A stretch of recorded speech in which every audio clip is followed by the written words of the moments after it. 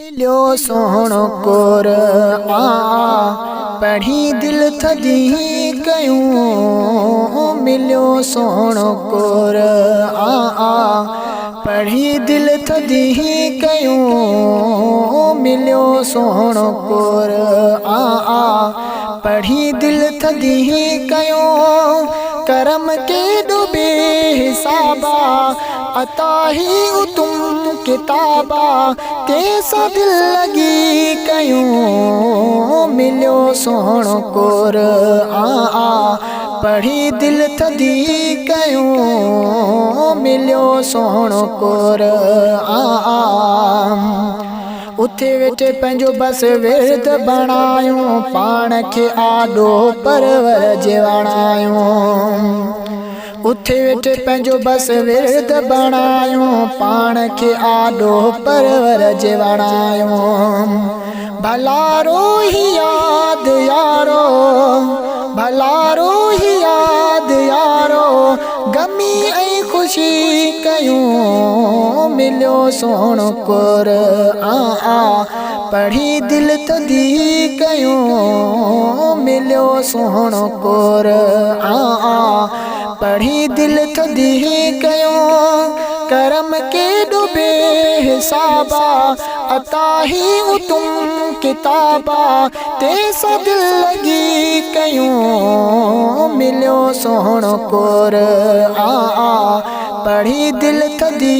کیوں ملیو سھڻو قرآن حرف سندس ڏس ہاؤں پیا ٺارن میٹ پنहिंजी सां वींदल वारिन حرف سندس ڏس ہاؤں پیا ٺارن میٹ پنहिंजी सां वींदड़ वारिन ذکر ہی تیار پنहिंजी ذکر ہی تیار پنहिंजी سڄي زندگی کیوں ملیو سھڻو قرآن پڑھی دل ٿدي کيون مليو سھڻو قرآن پڑھی دل ٿدي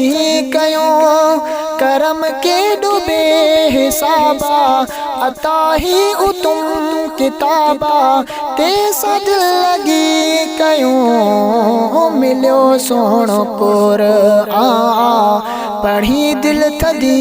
کيوں ملیو سھڻو قرآن ہی جڏيون قرآن کي حياتي اڳتي ادا پنهنجو کو ساٿي ہی جڏيون قرآن کي حياتي اڳتي ادا پنهنجو کو ساٿي وفاحت کرے کو خود کي وفاحت کرے کو خود کے چھو نہ جنتی کیوں ملیو سھڻو قرآن پڑھی دل ٿدي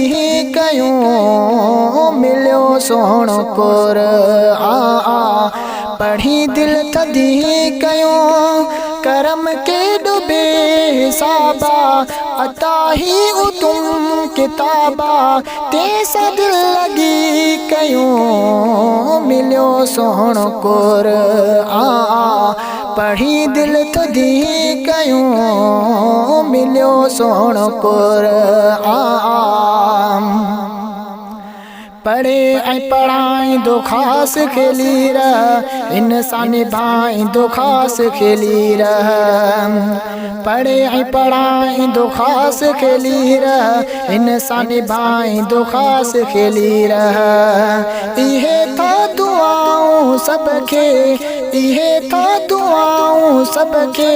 غلام نبي کيوں مليو سھڻو قرآن پڑھی دل ٿدي کيوں مليو سھڻو قرآن پڑھی دل ٿدي کيوں کرم کے ڈوبے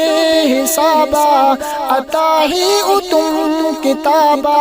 تیسا دل لگی کیوں ملیو سھڻو قرآن پڑھی دل ٿدي کیوں ملیو سھڻو قرآن